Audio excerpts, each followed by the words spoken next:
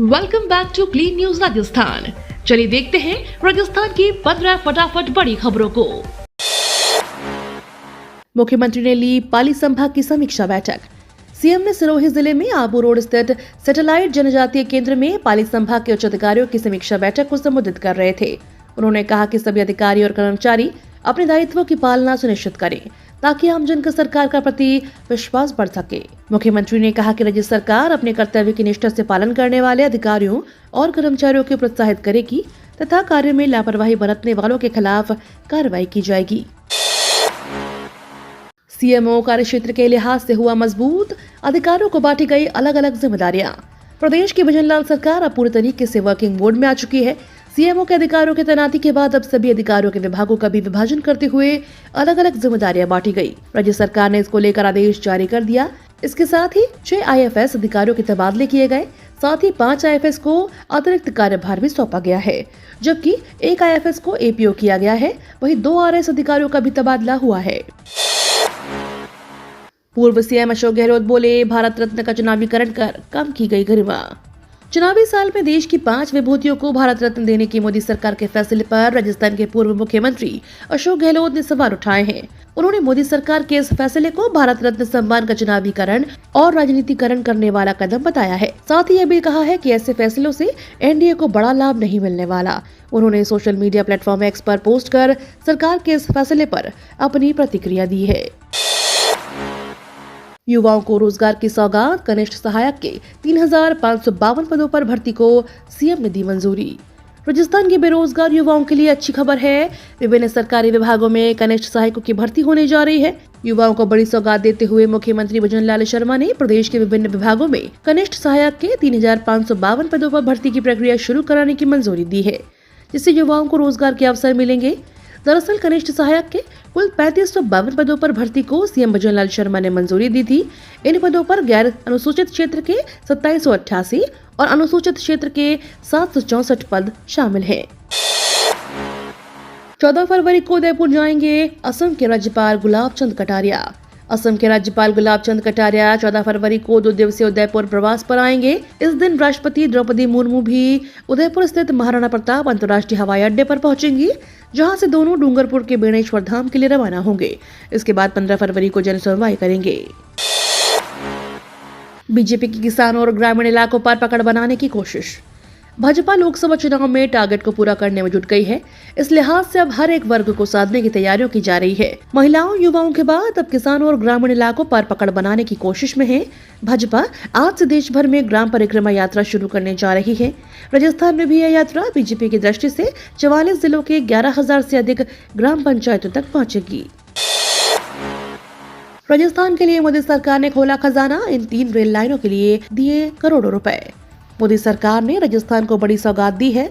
Modi cabinet ने बाड़मेर सहित राजस्थान के 3 मुख्य रेल मार्गों जयपुर, सवाई माधोपुर, अजमेर, चंदेरिया और लूनी समदड़ी भिलड़ी के दोहरीकरण को मंजूरी दे दी है। तीनों रेल मार्गों की दूरी करीब 642 किलोमीटर है। मोदी सरकार ने इसके लिए कुल 6612 करोड़ रुपए स्वीकृत किए हैं। मोदी सरकार के इस फैसले से कम 50 लाख लोगों को तिहरा फायदा होगा। ट्रैक के दोहरीकरण से ट्रेनों की स्पीड बढ़ जाएगी और रोजगार में नए अवसर पैदा होंगे। तीसरा सबसे बड़ा फायदा यह होगा कि ज्यादा से ज्यादा ट्रेनों का संचालन हो सकेगा। सरकारी कर्मचारियों को प्रमोशन मिलना हो आसान। राजस्थान में भजनलाल सरकार ने सरकारी कर्मचारियों को डीपीसी में 2 वर्ष की छूट दी है। आमजन को सरकारी सेवाओं का लाभ पहुंचाने को देखते हुए सरकार ने 2 वर्ष की छूट दी है। इसके अलावा कार्मिकों का वेतन और जीपीएफ संबंधी सूचनाएं और विवरण मोबाइल ऐप के माध्यम से ऑनलाइन उपलब्ध कराई जाएगी। इसके अलावा रिटायरमेंट के बाद कर्मियों को किसी भी प्रकार की समस्याओं का सामना नहीं करना पड़े, इसके लिए रिटायरमेंट के बाद ही पेंशन और सभी तरह के परिलाभ दिए जाएंगे। वित्त मंत्री दिया कुमारी ने अंतरिम बजट में यह घोषणा की है। जल्द ही कार्मिक विभाग आदेश जारी करेगी। सरकार के इस निर्णय से कर्मचारी को पदोन्नति की राह आसान हो गई है। नागौर में श्री रामदेव पशु मेले का शुभारंभ। राजस्थान के सबसे बड़े पशु मेले में से एक नागौर जिले का श्री रामदेव पशु मेले का कल से शुभारंभ हो गया। इस अवसर पर अजमेर के संभागायुक्त महेश चंद्र शर्मा ने ध्वजारोहण कर विधिवत रूप से मेले की शुरुआत की है। इस दौरान collector doctor Amit Yadav, IG Lata Manoj Kumar, SP Narayan Togas, सभापति बितु बोथरा और पूर्व सांसद डॉक्टर ज्योति विरधा, पूर्व प्रधान ओम प्रकाश सेन, एडीएम अशोक कुमार योगी, जिला परिषद के सीईओ सुरेश कुमार सहित पशुपालन विभाग के अधिकारी और पशुपालक मौजूद रहे। जल संसाधन मंत्री सुरेश सिंह रावत बोले, अजमेर को भी मिलेगा नहर का पानी। अजमेर जिले के अनराई में सेंट्रल कोऑपरेटिव बैंक की शाखा का उद्घाटन व शिलान्यास उप मुख्यमंत्री प्रेमचंद बारवा की अध्यक्षता में तथा मुख्य अतिथि जल संसाधन मंत्री सुरेश सिंह रावत तथा विशिष्ट अतिथि नसीराबाद विधायक रामस्वरूप लांबा के द्वारा किया गया। कार्यक्रम में उप मुख्यमंत्री प्रेमचंद बारवा ने कहा, प्रत्येक व्यक्ति को भागीदार बनना होगा और प्रधानमंत्री मोदी जी के सपने को पूरा करने में आपकी भागीदारी जरूरी है, तभी राजस्थान का विकास हो पाएगा। वहीं कार्यक्रम को संबोधित करते हुए जल संसाधन मंत्री सुरेश सिंह रावत ने कहा कि प्रधानमंत्री नरेंद्र मोदी जी के नेतृत्व में गांव के किसानों को संबल मिल रहा है तथा प्रदेश के मुख्यमंत्री भजनलाल शर्मा की उदारता से किसान सम्मान निधि योजना के तहत अब किसानों को 6,000 की जगह 8,000 रुपए मिलेंगे। विदेश मंत्रालय में बिना परीक्षा नौकरी पाने का शानदार मौका।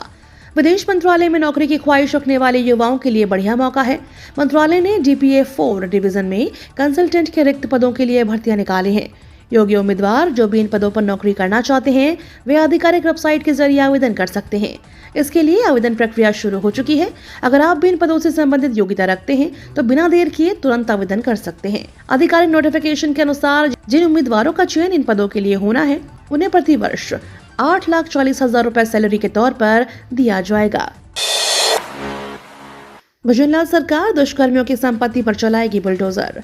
राजस्थान के पंचायती राज और शिक्षा मंत्री मदन दिलावर ने बड़ा बयान दिया है। उन्होंने कहा कि बालिकाओं, महिलाओं के साथ छेड़छाड़, दुष्कर्म और हत्या करने वाले अपराधियों की संपत्तियों पर बुलडोजर चलाया जाएगा। सरकार ने ऐसी संपत्तियों की पहचान करना शुरू कर दी है। मदन दिलावर ने कहा कि बालिकाओं के साथ अश्लील हरकत करने, छेड़छाड़, दुष्कर्म और दुष्कर्म के बाद हत्या करने वाले आरोपियों की संपत्ति की पहचान की जा रही है। ऐसे आरोपियों ने अवैध तरीके से मकान बनाए होंगे, नियमों का उल्लंघन किया होगा, अतिक्रमण कर बनाया होगा। उनकी ऐसी सारी संपत्तियों पर बुलडोजर चलाएंगे। उन्होंने कहा कि ऐसे लोगों को हम बर्दाश्त नहीं कर सकते। राजस्थान में माता बहनों का सम्मान सर्वोपरि है। संयुक्त किसान मोर्चा ने भारत बंद का किया ऐलान। MSP और कर्ज माफी की मांग को लेकर 16 फरवरी को संयुक्त किसान मोर्चा ने भारत बंद का ऐलान किया है। इसमें सभी किसान संगठन इसमें शामिल होंगे। वहीं सोमवार 12 फरवरी को कैबिनेट मंत्री पीयूष गोयल और अर्जुन मुंडा चंडीगढ़ में बैठक करेंगे। बैठक में किसानों की मांगों पर चर्चा होगी। पेटीएम ई-कॉमर्स ने बदल लिया अपना नाम। संकट के बीच पेटीएम ने बड़ा फैसला लेते हुए अपने एक बिजनेस का नाम बदल दिया है। कंपनी ने अपने ई-कॉमर्स का नाम बदला है। दरअसल रजिस्ट्रार ऑफ कंपनीज से मंजूरी मिलने के बाद पेटीएम ई-कॉमर्स ने अपना नाम बदलकर पाई प्लेटफॉर्म कर लिया है। आपको बता दें, कंपनी ने करीब 3 महीने पहले ही नाम बदलने का आवेदन दिया था और अब उसे मंजूरी मिल गई है। टूटी देश की उम्मीद, अधूरा रह गया सपना। अंडर 19 वर्ल्ड कप का फाइनल मुकाबला ऑस्ट्रेलिया ने 79 रन से जीत लिया है। इस हार से भारत का विश्व विजेता बनने का सपना टूट गया, साथ ही देश की उम्मीद भी टूट गई है। ऑस्ट्रेलिया ने पहले बल्लेबाजी करते हुए भारत को 254 रन का टारगेट दिया था, जिसके जवाब में भारतीय टीम एक के बाद एक बिखरती गई। 43.5 ओवर में 174 रन पर ऑल आउट हो गई। ये तो थी राजस्थान की बड़ी खबरें। रोजाना सबसे पहले अपडेट पाने के लिए क्लीन न्यूज राजस्थान को अभी सब्सक्राइब करें।